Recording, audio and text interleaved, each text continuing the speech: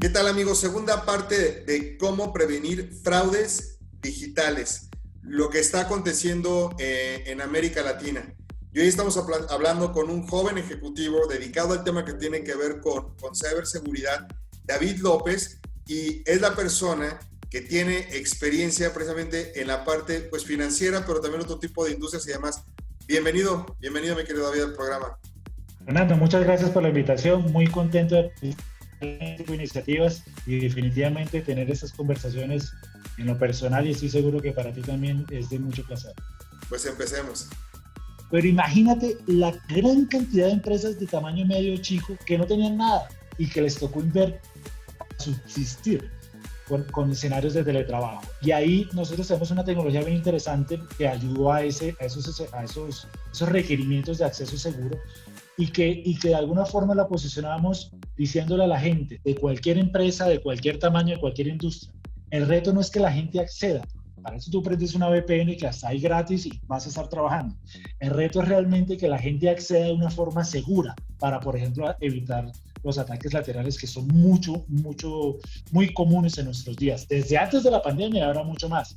¿Por qué? Porque ahora lo que vemos es que como nos enfocamos en acceder a nuestros activos críticos a través de plataformas, en mi opinión, como VPNs extremadamente anticuadas e inseguras, el criminal, ¿tú crees que no va a estar aprovechando esta oportunidad también para lograr esos accesos? Yo creo que en el corto plazo vamos a empezar a ver una evolución significativa de los ataques cibernéticos precisamente como consecuencia de las acciones que tomamos para aliviar las cuarentenas en nuestros países. Ha sido una tarea ardua porque uno también entiende a los empresarios diciendo, pues tengo que tener un acceso porque si no se me acaba la empresa y no puedo invertir mucho porque también se me acaba la empresa. Pero yo creo que todo esto puede llevar un equilibrio. Ahí lo importante, y para concluir mi idea, es todas las organizaciones tienen activos críticos que hay que proteger y hay que cambiar el paradigma. Para ello nosotros estamos afianzando mucho una de nuestras estrategias basada en una metodología o una definición tecnológica que se llama Zero Trust, inventada por algunos analistas hace muchos años, en el que, para resumir las cuentas, tienes tres pilares. Tienes el pilar fundamental de no confiar. Si tú te fijas hoy en una red específica TCP/IP, yo primero, por ejemplo, un ejemplo de VPN, yo me conecto y una vez que me conecto, accedo. Yo conecto mi computador al cable de red, en mi computador toma una dirección IP, ya me conecté a la red y después de que me conecté, quiero loguearme en la base de datos y utilizo usuario y paso. Lo que dice Zero Trust es, no. En lugar de conectarse y después autenticarse, primero déjeme saber quién es usted, autentíquese. Yo estoy seguro, quiero saber y estar seguro que es Fernando Thompson. Una vez que sé que eres tú, ahí sí te dejo conectar. Entonces el primer pilar fundamental es no confíes. Una vez que tú no confiaste, pero ya tengo la certeza que eres tú, pasamos al siguiente pilar, que es te voy a dar acceso a lo mínimo. Con una VPN hoy, yo te doy acceso a un pool de IPs de 254 IPs. Tú puedes generar ataques laterales, puedes empezar a hacerle pin a la IP de al lado. Con algún tipo de conocimiento tecnológico puedes destruir una organización. Si yo soy hábil y tú eres Fernando, yo te voy a dar acceso solamente, voy a decir cualquier ejemplo, a un archivo de Excel que está público en una IP privada XYZ y te voy a dar acceso de 8 de la mañana a 12 del mediodía y 2 de la tarde a 4 de la tarde. Se acabó. Los fines de semana tampoco te doy acceso. Entonces, confía lo mínimo posible. Tengo la certeza de que eres tú y te voy a dar un acceso totalmente restringido a lo que yo sé que tú tienes que tener solo acceso. Y al final, el tercer pilar es, voy a monitorear. No, si Fernando siempre se conecta desde Ciudad de México, en este contexto, desde esta máquina, en este horario, y de repente se me está conectando desde China, pues oye, y hay cuarentena y nadie puede viajar, hay un problema, ¿no? Entonces, como lo constantemente monitoreo, corto la conexión.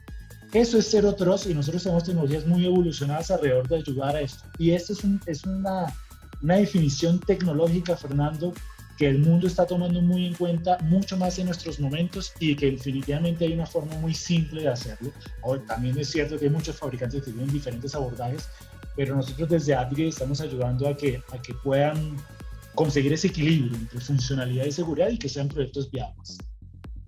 Fíjate que, sí se escucha bien, pero es difícil implementarlo, ¿no? El tema Zero Trust porque implica que ya tienes definidas tus políticas de que sí, que no, qué tipo de información, qué tipo de acción y demás, etcétera.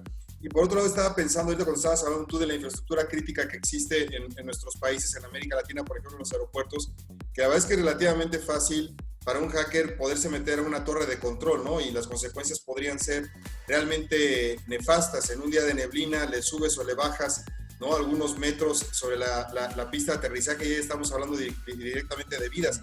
Sabemos que no tienen principios y valores los hackers, porque ahora lo que han estado haciendo, o con quien se han estado metiendo, es precisamente con los hospitales, ¿no?, que también están al descubierto. Entonces hackean el sistema hospitalario, y ahora que estamos en este tema de la contingencia con la pandemia, está costando vidas, y estas personas no ceden hasta que se pague el ransomware, ¿no? Y muchas veces tú lo sabemos, aunque lo pagues, no te garantiza que te van a regresar a ti el control de tu infraestructura. La verdad es que es una verdadera tragedia. Pero quiero hacerte una pregunta. En el tema de superficie de vulnerabilidad, ¿para dónde crees que va a avanzar este tema? Por ejemplo, lo que va a ser Zero Trust, todas las tecnologías que van a tener que ver con la parte de seguridad, en la parte de IT, no en la parte de OT.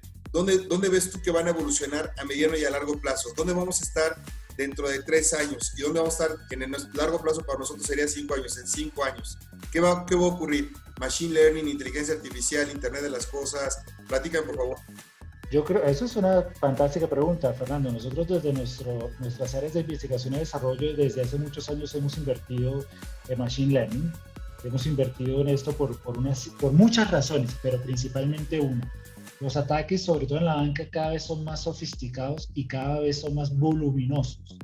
Ya no hay capacidad humana y tecnológica para detectar y gestionar esos ataques. Si no inviertes en tecnologías o estrategias de inteligencia artificial o machine learning para elevar tus niveles de detección y de gestión de esos ataques, el fraude o los incidentes es como un tsunami que va a llegar y no hay forma de lidiarlo o mitigarlo. Entonces, nosotros desde la organización, desde hace muchos años, en diferentes tecnologías hemos invertido en este tipo de estrategias, de forma tal de ser mucho más, de conseguir que los clientes nuestros sean un poco más automatizados, de permitirles ayudar a automatizar la gestión. Lo que ha pasado es que el criminal también invierte en Machine Learning. Tenemos un blog bien interesante que lo puedes conseguir en nuestro website, donde yo como cibercriminal con tecnologías de Machine Learning puedo contrarrestar tecnologías de Machine Learning para detectar cibercriminales, ¿no? Entonces, o de inteligencia artificial. Eso por un lado. Por otro lado, yo creo que se nos viene una ola del 5G. O sea, ya en Colombia incluso ya leí en esta semana que ya el gobierno autorizó a algunas telcos a hacer pruebas, y eso lo que va a conllevar, a mi entender, es que va a haber muchísimas más personas y dispositivos conectados en la red.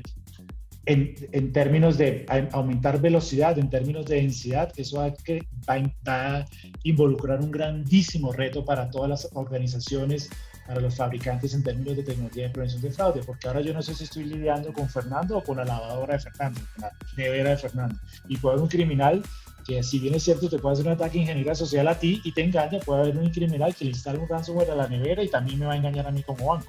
¿Y cómo hago yo para lidiar esto? Entonces nosotros como fabricantes desde hace un tiempo estamos tratando de prepararnos para eso, para ajustar tecnologías que permitan conocer mucho más al cliente. Hablo, por ejemplo, del segmento financiero, conocer tus hábitos transaccionales a través de una sola estrategia, que eso es un error muy común de la banca a nivel mundial. México no escapa de esto. Pero para qué no, en 5 años, seguramente ya no va a haber muchos de los bancos, fíjate lo que te digo, que hoy existen, y van a surgir un montón de fintechs que te van a estar dando en unos servicios. O neobancos. Nosotros ya tenemos varios clientes con son neobancos que están teniendo unos parámetros de crecimiento impresionantes. Y ahí te hago un paréntesis. En la pandemia, nosotros ya, como te digo, ya tenemos un par de bancos en Latinoamérica, neobancos, que no tienen agencias físicas, que es todo a través de un dispositivo móvil, etcétera, con un crecimiento exponencial antes de la pandemia, y post pandemia ni te imaginas. Sí. Impresionante. Pero también hemos visto, además del crecimiento de criminalidad en la pandemia, hemos visto el crecimiento que ha tenido la banca tradicional en sus canales digitales, porque antes soportaban una carga, por ejemplo, en las plataformas de nube que nosotros tenemos para autenticación, una carga de usuarios activos durante un periodo de tiempo X de TPS, de lo que fuese X, y post pandemia ese X se multiplicó por 4, por 5, y es lógico porque todo el mundo está queriendo hacer transacciones o bancarizarse a través de plataformas móviles. Entonces, en 5 años, yo creo que puede haber un reajuste en la banca, pero yo creo que ya están surgiendo los neobancos que empiezan a atender eso también. El tema de 5G hay que tenerle mucho cuidado porque son muchos más usuarios conectados, 7x24 consumiendo diferentes servicios, muchos más a los que tenemos ahora y muchos más dispositivos conectados. Hoy día, si yo soy un fabricante de tecnología, Fernando, y te pregunto a ti, a tu banco, ¿desde cuántos dispositivos te conectas? Tú me dices, bueno, yo tengo quizás 2 celulares, una tableta, un computador. Exagerando, 5 dispositivos. En 4 o 5 años o en un año, a lo mejor no son 5, son 20. Tengo la nevera, yo tengo el 3 celulares, la licuadora, etc. Y ahí supone un reto. Y alrededor de esto, yo creo que lo más importante es que en 4 o 5 años debería haber más cultura. Yo creo que lo que nos está pasando durante el COVID también, si bien es cierto, abre unos retos desde el punto de vista económico, de salud, también abre unas oportunidades de mejora. Y te doy un ejemplo simple de mi teoría. Yo tengo 2 hijos. Mi hijo menor tiene 10 años. Hasta el COVID, él nunca se había conectado a una videoconferencia como la que estamos teniendo tú y yo. Por producto del COVID, terminó su año escolar casi 3 meses solamente en videoconferencias y eso me hace pensar que estos niños ya tienen un chip que ni tú ni yo tuvimos y que en 5 años lo van a saber usar de una forma que tú y yo ni sospechamos, porque han tenido acceso a tecnología de una manera mucho más rápida y abrupta, producto de una realidad que, como te dije, uno no la cambia, simplemente se adapta. Qué emoción, ¿no? Porque ellos cuando crezcan y tengan nuestra edad van a estar haciendo esto mismo, pero a través de realidad mixta, ¿no? Realidad aumentada, realidad virtual y todo esto. Ya para terminar, me gustaría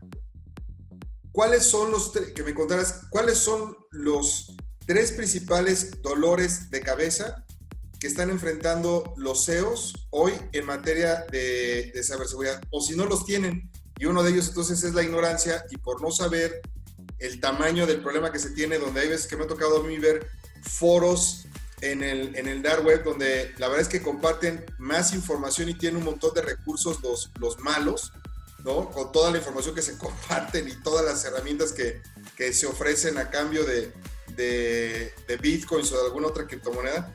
Hay veces hasta que los veo más organizados a ellos, compartiendo más recursos que entre las mismas compañías o los países, ¿no? Desafortunadamente, sí me ha tocado ver eso. O sea, se comparte más información entre los malos que los buenos. Yo no he visto todavía así un foro grande donde no solamente estén todos los fabricantes, sino los actores y demás, etcétera.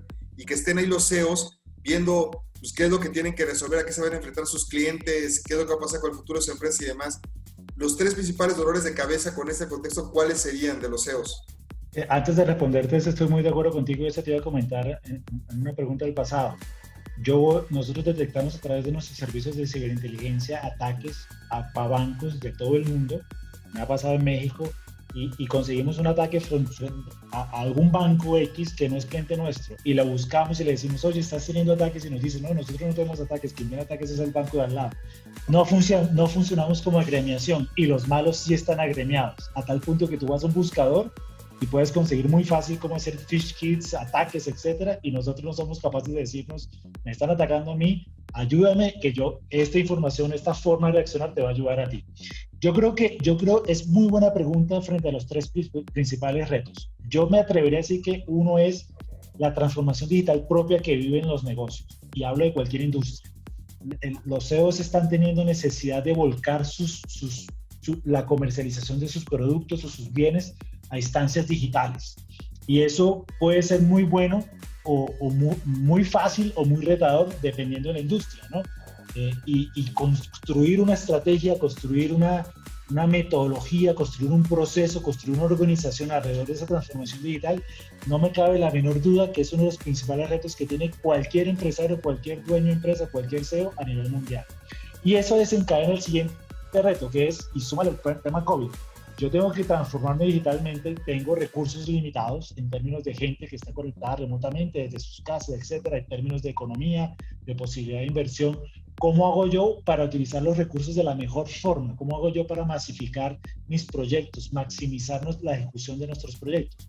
Es muy típico en la banca que cuando enfrenta proyectos grandes, nos metemos en un proyecto de 2 años. Y lo que te decía, compré algo hoy para resolver un problema de hoy que me demoro 2 años en implementar, y cuando lo implementé ya no sirve ni para ni lo de hoy, ni lo de dentro de 2 años. Entonces, eso abre otro reto, cómo prepararnos nosotros para que en esta transformación digital yo pueda tener quick wins, cómo yo puedo orientar a mi organización a tener pequeñas ganancias que permitan adaptarme, flexibilizarme hacia la estrategia de negocio.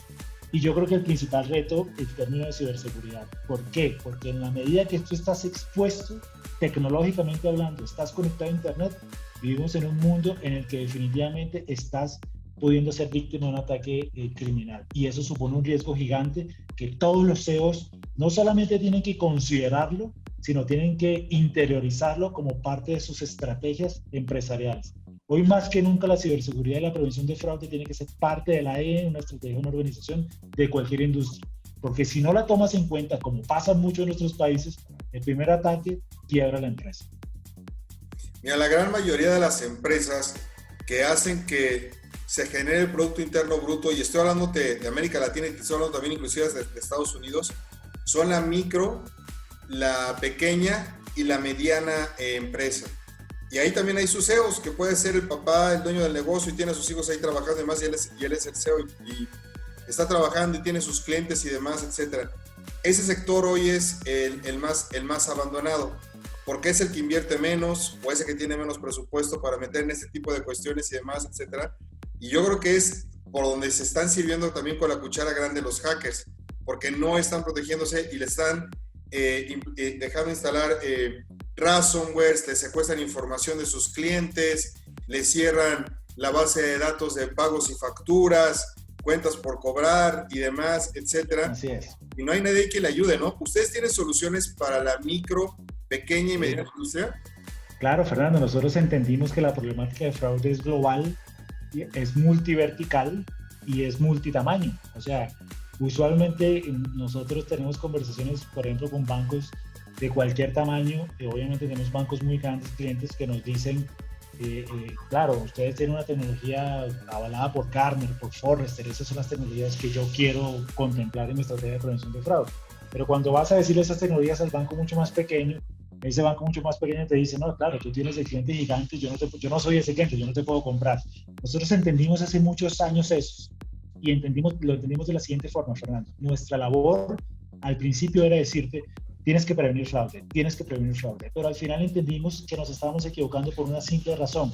El banco no le interesa prevenir fraude, el banco lo que le interesa es generar más transacciones seguras, y ahí es donde nosotros podemos generar mucho valor. Todas nuestras estrategias, todas nuestras tecnologías, todos nuestros servicios están orientados a atender a múltiples industrias de cualquier tamaño. Entonces nosotros tenemos la capacidad, obviamente con condiciones interesantes, de poder ir a un banco que tiene millones, como en Brasil, que tiene 280 millones de clientes, o ir a una cooperativa financiera en cualquier país de Latinoamérica que tiene pocos miles de clientes, con la misma tecnología sofisticada, a la vanguardia, reconocida por los analistas y que definitivamente les va a ayudar a que generen transacciones seguras, que es la razón de ser de la industria financiera. Sí, concuerdo contigo y te lo agradezco muchísimo. Conozco el caso de Itaú y Bradesco, que sí, la verdad sí tienen estrategias impresionantes. Te lo agradezco muchísimo, David. Amigos, durante el video están viendo ahí la dirección de David, de su compañía y el email, por si están interesados directamente en contactarlos. También ellos tienen aquí presencia en México. Te lo agradezco muchísimo, David. Te mando un abrazo. Fernando, muchísimas gracias. La verdad es que también te devuelvo ese abrazo afectuoso. Espero que podamos, en estos tiempos que estamos viviendo, cuidar nuestra salud, cuidar nuestra familia y sobre todo cuidarnos tecnológicamente también. Que así sea. Cuídate mucho.